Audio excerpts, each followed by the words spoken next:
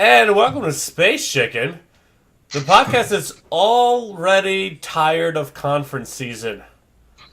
Today, Apple is better than everyone else conference coverage that you can only get here and everywhere else on the internet. Joining me, the only constant in my Thursday is nights, is Scott. Say hi, Scott. Hello, and I also enjoy your company on Thursday nights. Yeah, it's the dream, the bromance. Everyone's gonna have to forgive me. I went down to New Jersey this week for Jersey-related things, and I inhaled the New Jersey air, and now I think I'm gonna die. I think I'm just gonna die because Jersey got in my lungs, and that place is terrible. Now, that aside, we're talking about Apple Super Mac better than everyone else conference. I'm gonna say utterly underwhelmed by everything because Apple has been an underwhelming company for the past 5 years, 3 years. Is it would you say that? Well, first of all, I'm leading the witness, right? I'm saying that they've been an underwhelming thing, and then asking you how long they've been underwhelming when I don't even know if you think they've been underwhelming. Do you think they've been underwhelming for the past 3 to 5 years? Yeah, I think it's been slowing down a little bit. I mean, you think the big, huge improvements in the beginning and the new stuff they came and the new stuff they came out with. It's kind of I don't know so much if they're slowing down. Or that because you now have the trifecta, because Microsoft all of a sudden kicked into high gear, and Google's really coming along. If it's just that everyone's doing it now, so it's just kind of like, yeah, everyone has a little bit of improvements every year, and no one's coming out with huge things. I mean, there are things coming out, but it's not like the iPhone or the iPad. You know, those things were very big, even though tablets were around.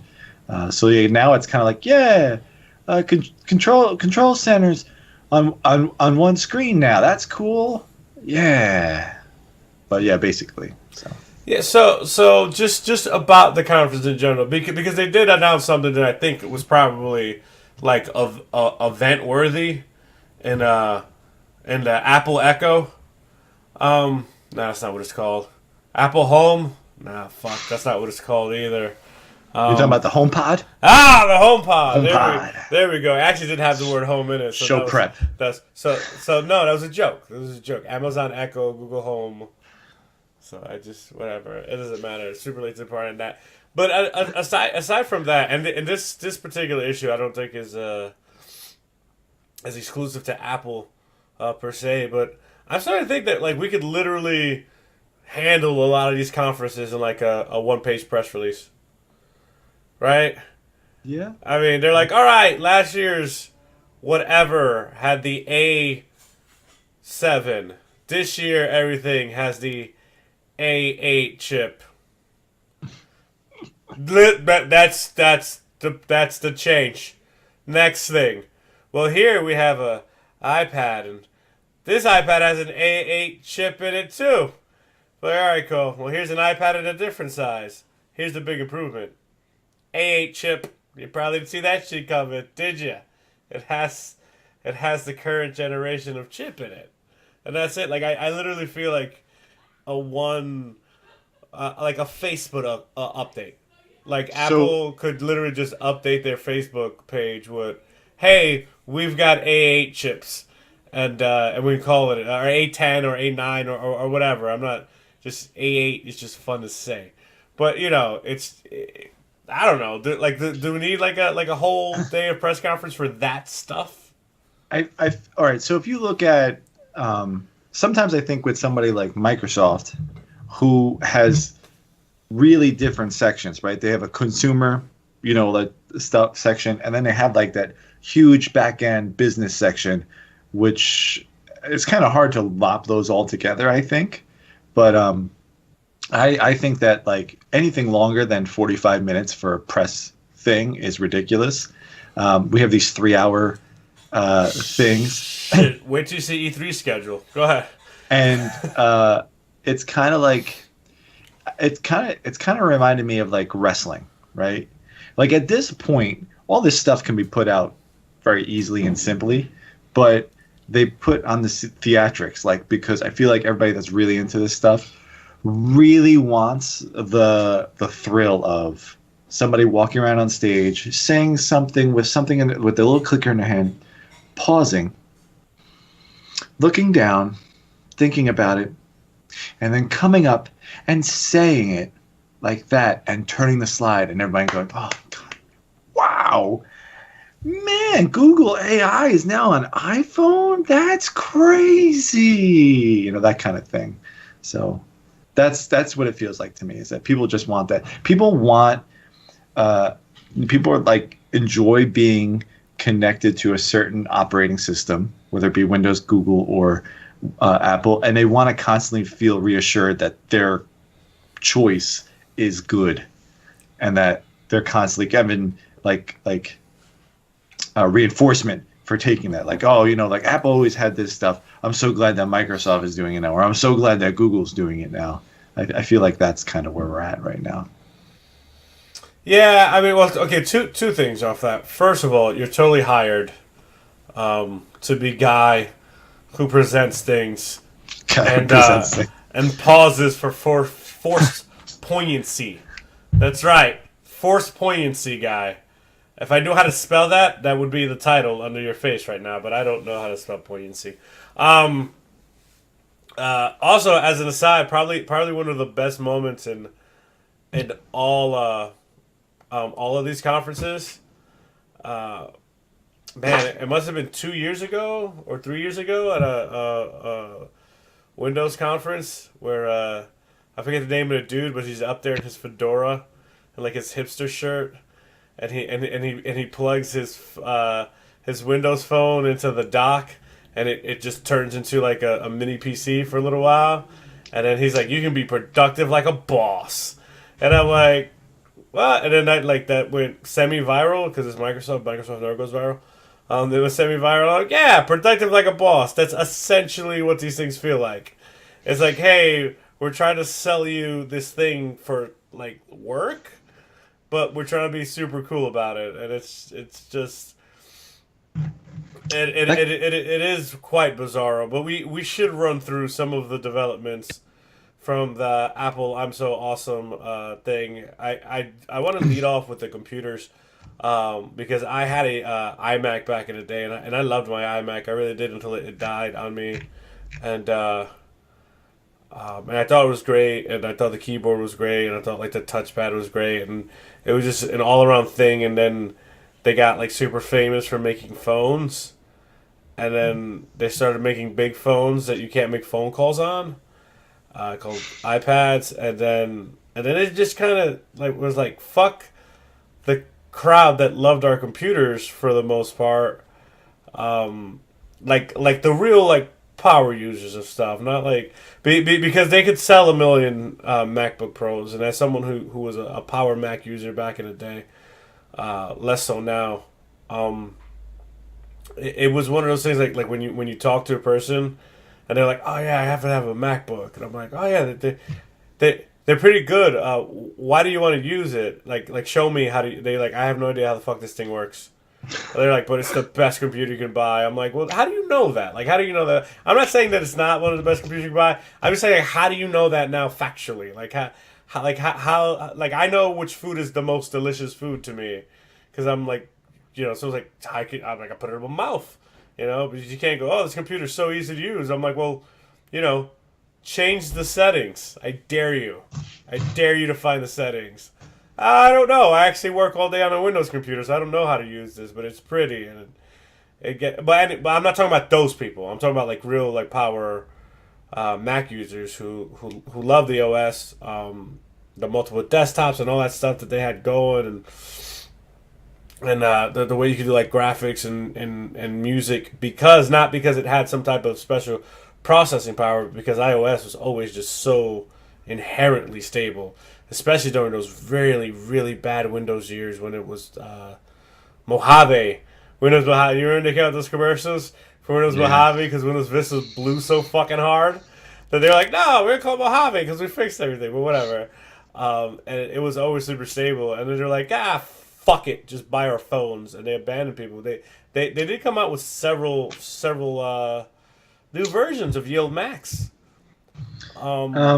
Which I feel, go ahead. you mean the iMacs? Yes. They just upgraded the chipsets basically, Yeah, and they that's, did.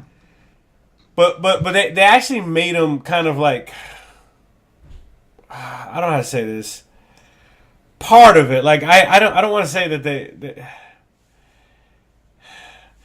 they kind of been slacking over time with the GPUs. They've kind of been slacking over time over the processors, right? Like one legit complaint about the Macs is that, hey, you buy your Mac and then it's like it's super easy to upgrade the RAM that one time, and after that it's as good as owning a giant laptop because it's unupgradable.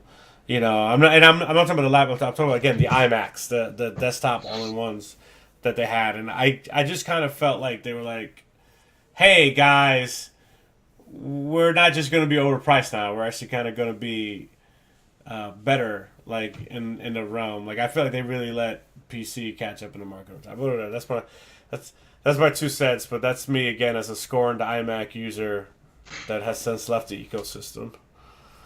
Well, my whole thing was because I went through a good point where I was considering getting a Mac because I didn't want the all-encompassing ecosystem, right? Like I just want my things to work together, and I had an iPhone, I still have an iPhone, and I have no qualms with changing if I find something else that suits me better. I don't have a ton of money invested on the platform, but when I was like, oh, I have the phone, maybe I should get a Mac. But the idea that they're treating Macs, both laptops and the iMac now, like a phone in the sense that you get it, you use it, and then when it gets outdated, you just get a new one, kind of just was so against, like, I can't do it, right? I like the idea that my computer is, at any point, I can really tinker with, upgrade, and do things to it to make it better. And the idea that, like, when you go to buy the Mac, they're expensive to start with. Even though they dropped the prices of the starting for, I think, the MacBooks and stuff now, they brought it down to like $13.99. Is the fact that you have to future-proof yourself with Mac. You have to go in there, and you're going to go in there and think like, well, is 8 gig enough? Right? Should I upgrade it to 16 gig for like 200 more? And then you're like, man, I'm dropping all this money, and it can be outdated. Some people are okay with that. I've had my computer for a long time now, and I like the idea that I upgraded the hard drive. I can upgrade all this other stuff about it, and it just made me feel uneasy about doing that. I desired that ecosystem though, where iMessage goes on both, and all that other stuff. But then Microsoft started doing it. And so I was like, oh, there goes Microsoft doing it. And so Google's doing stuff too, where you can sync everything with Google. So I was like, oh, well then that doesn't really make much sense anymore.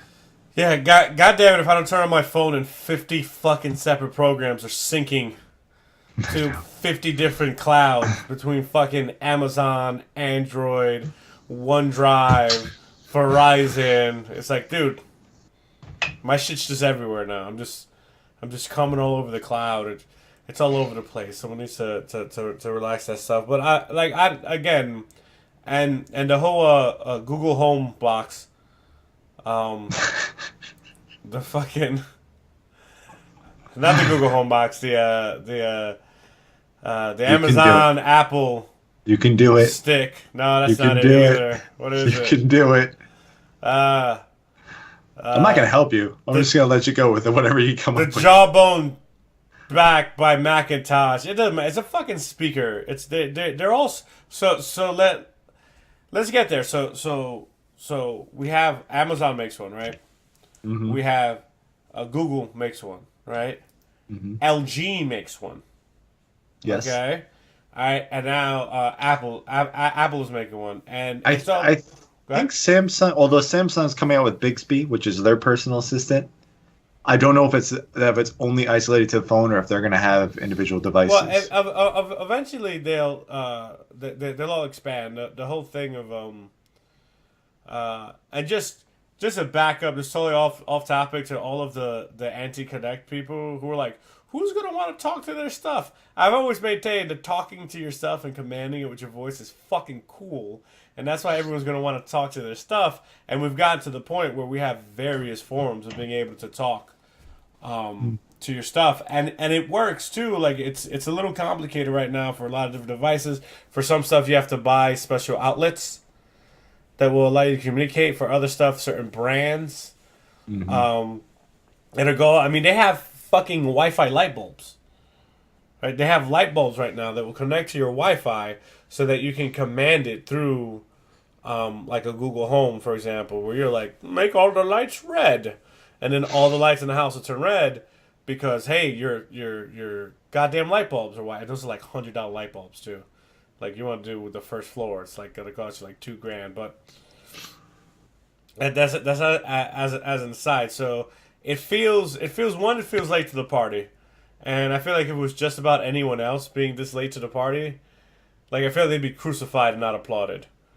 Like if anyone else is like, oh, they're Scott, no, they're gonna get credit for inventing the Home Assistant.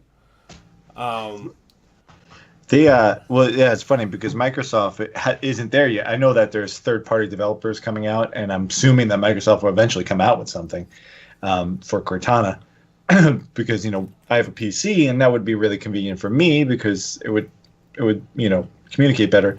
But the funny thing about Apple though is, I get it. It's a home station for their little home system, so everything kind of works together. It works with the Apple TV and everything, so you could talk to it to communicate with Apple TV. Is that they are limited to their devices, right? So right now on that thing, the only thing you can use is Apple Music, and I'm one thing that's going against it is unless you're all in with Apple, there's no reason to get it.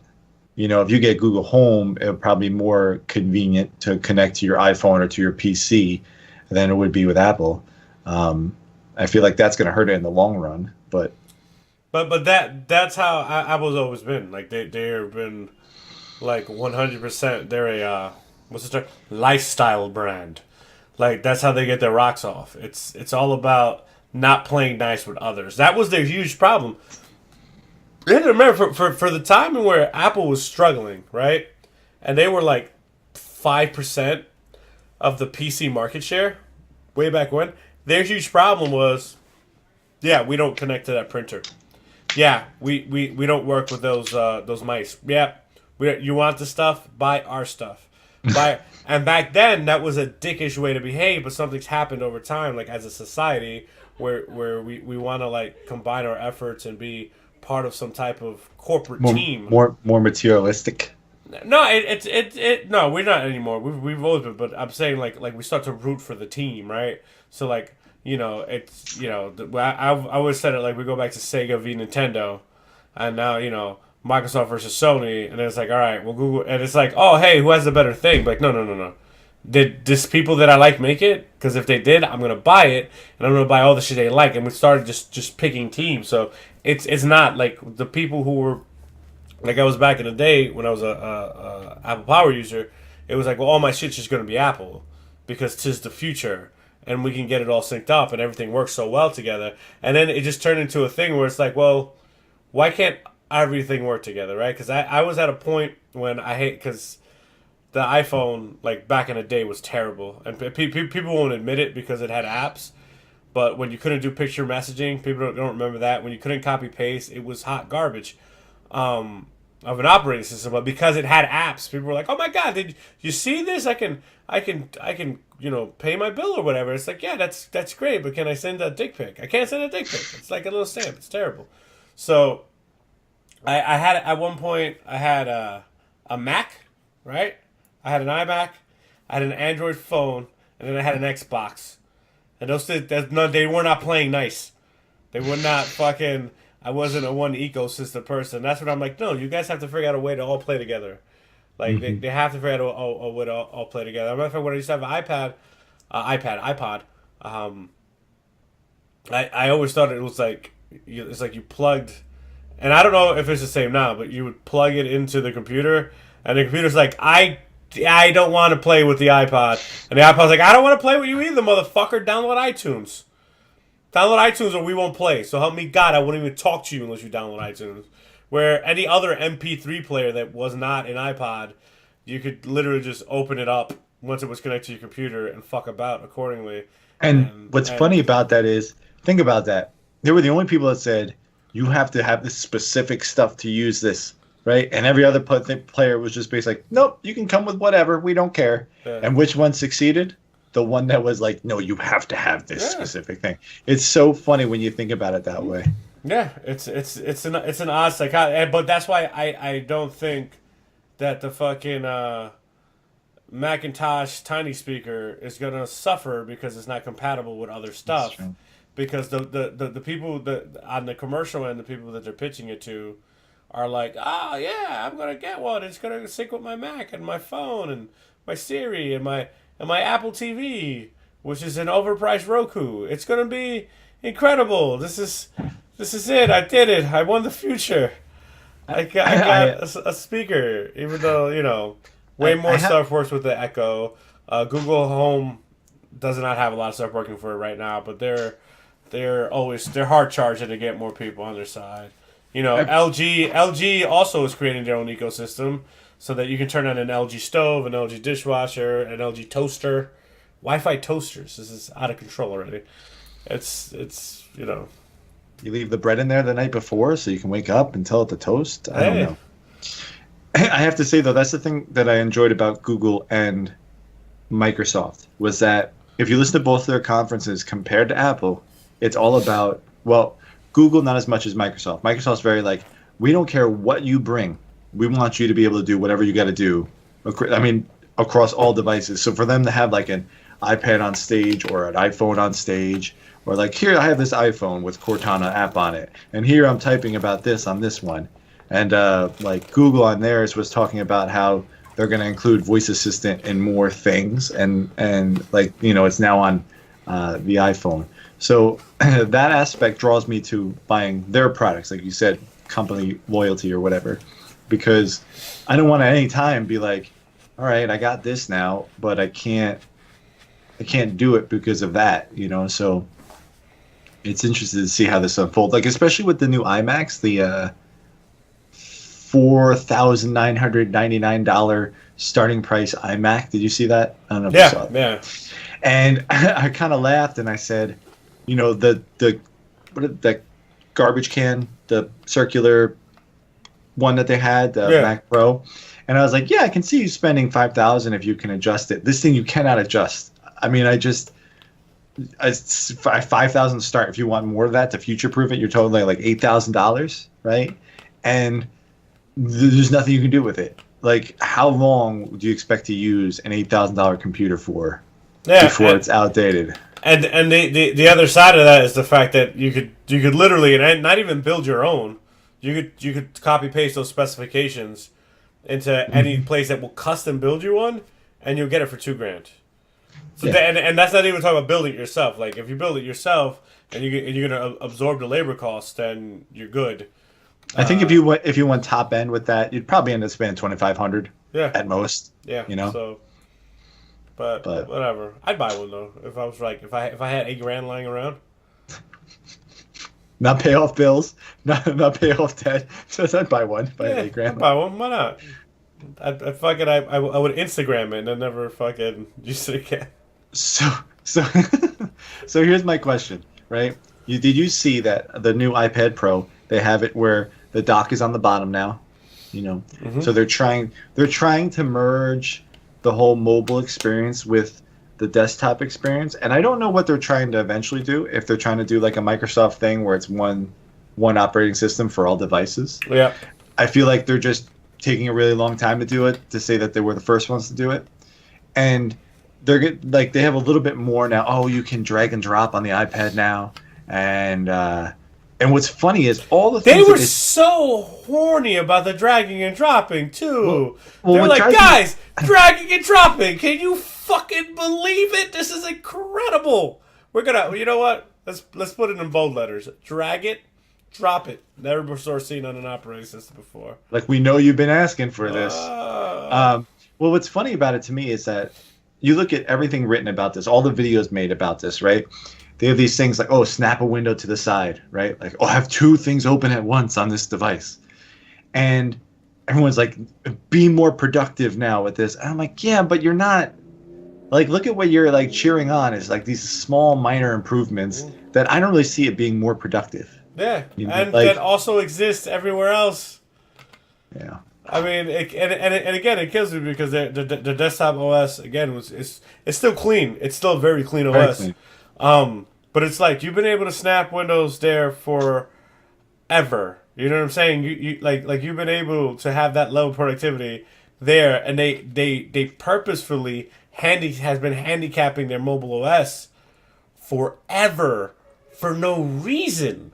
They haven't had a reason to handicap their OS the way that they have. There was a philosophical thing going on, right? There was a philosophical thing going on when you talked about the screen size, where they were hell bent on saying that you will use your phone with your thumb and one hand only, not two hands, not bigger than 3.5 inches. Eventually, they had to give in.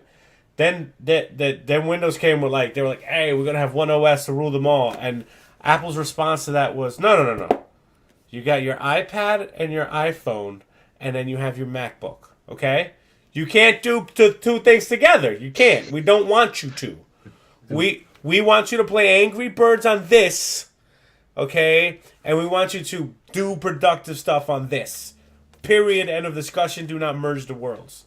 And that's why they're like, look, you can snap a window, because they're like, hey, we did stuff. It is kind of funny that they keep coming up with, like, I felt like they had one operating system, right? And then they came up with, the mobile operating systems. You're like, okay, two operating systems. And like Microsoft, and not so much Google, Microsoft had a ton, right? Everything was all over the place. Pros and this, that, and the other thing. Yep. And then Microsoft's, you know what? Fuck it. Let's bring it all together. I mean, now they have 10S and whatever. But for the most part, they bring it all in to be, everything the same. And Apple was just kind of like, no, you know what? Let's have a TV OS. Let's have a watch OS. Let's just keep coming out with OSs, because at this point... They go the other way. And that fucking watch is so overpriced. That watch kills me. Like, that watch is literally, like, it doesn't have to be that expensive, that watch. Like, it doesn't. It's a notification thing. That's all it is for most people. Most people buy it just so they can go, oh, we got a text message. Yeah, it's so weird. I mean, I'm saving up. I'm putting my nickels and dimes away. I want the Garmin Vio Sport, whatever, GPS watch, because I want something to track me while I'm running, so I don't have to have my fucking phone with me, because I have my stupid thing here. I don't like wearing this. I don't. No. I feel like a fucking tool. No offense to people who use these. Like, I get it. But I don't listen to music while I run. You know what I'm saying? So, like, I don't need it for that. I'm literally carrying my phone so that my run tracker app can be with me. So, but whatever. That was another aside. I feel like this Apple fucking thing sucked. But I kind of felt like the Google one kind of blew too, and the Microsoft one, they've been perfecting the press conference, because, between their conferences and then E3, they've had enough fucking bungles. Is bungles the word I'm looking for? To make him nail the presser. But I'm not, I really am. We've had, a solid month of these conferences, and I'm on E3 starts next week, dude. I am so underwhelmed by everything. I hope E3 is good. Like, I hope E3 is good. I honestly, there haven't even been any rumors for that stuff to get me all excited. I knew about all of the stuff happening at the Apple conference before the Apple conference happened, because, they had to leak to build hype. And then you show up and they're like, yeah, no, everything it's here. Take a picture. It's, again. Well, speaking of, I don't want to just make this be like I hate Apple fest. That's what it sounds like. They did do some good upgrades, and I do think that, in line with who they are and what they're doing, I think for people invested in the ecosystem are going to benefit from this, the improvements and everything. I do feel like some of the improvements to the iOS were good. I feel that too is like, it just doesn't feel like anything's really moving crazily far ahead. I think that of all of them, Microsoft is probably in the lead right now as far as making advancements. So let's use the right word, because I'm glad you brought that up, because we're about to wrap because we hit our 30 minutes, but we're gonna go to overtime, baby, because we got my favorite subject that I've been meaning to talk to you about: lack of innovation. Mm-hmm. There's no innovating happening. There is no like vision for the future. If there is and they're hiding it, all right, then fault my ignorance because I'm not behind the closed doors. But right now, every push is an incremental step forward, pretty much across the board. So you have a company like Samsung, they do stuff, and it all feels kind of gimmicky, but they're doing all kinds of shit and seeing what sticks. And Apple, at some point, they're just going to cashing checks every week. They're not changing anything they're doing. And Microsoft is just honestly all over the fucking place. They're fucking everywhere. They've been all over the place for near a decade. We're like, all right, this is what we're doing this week. Voice-activated sneakers that jerk you off. What do you mean people don't want to get jerked off by their sneakers? No. All right, fine. We'll tone it down. And it just all over the place. They've all lost their fucking minds. All of these companies have lost their minds. But when we talk about lack of innovation, lack of pushing the envelope forward, right now Apple is fucking carrying that banner hard. They're like, we're not going to do anything different. We're not going to do any... You have a better camera than us? All right, now we have the better camera. And now we have portrait mode. Look, we have portrait mode. Fuck you! Cameras have had portrait modes forever. Stop pushing this shit down my throat. You know what I'm saying? They're like, bigger screens. Oh, we're stealing the bigger screen idea. Now that the one of the big things that they were... So the other side for these press conferences that we're totally not gonna get too much into is that there is a developer end to this stuff for the software developers, right? Because we're fucking gross consumers, and we just want the shit we can buy and use. But there is the other side of all three of these conferences, which is it's for the developers, the people who make the software and whatever. That's what they called. What are they called? They're called Build. Google I/O. I/O. And just the developers conference. Yeah, right? yeah, and the developers. So it's for them to get a chance to build. But even then, they're like, oh my god, look at all the things we can do with augmented reality. I'm like, did Apple all of a sudden invent augmented reality? When the fuck did I miss that boat? Like, this isn't how this works. Like, it's I don't know. Like, it's all over the place. I went off on a weird thing. My technology doesn't do anything cool anymore, and I'm upset. I'm normalized.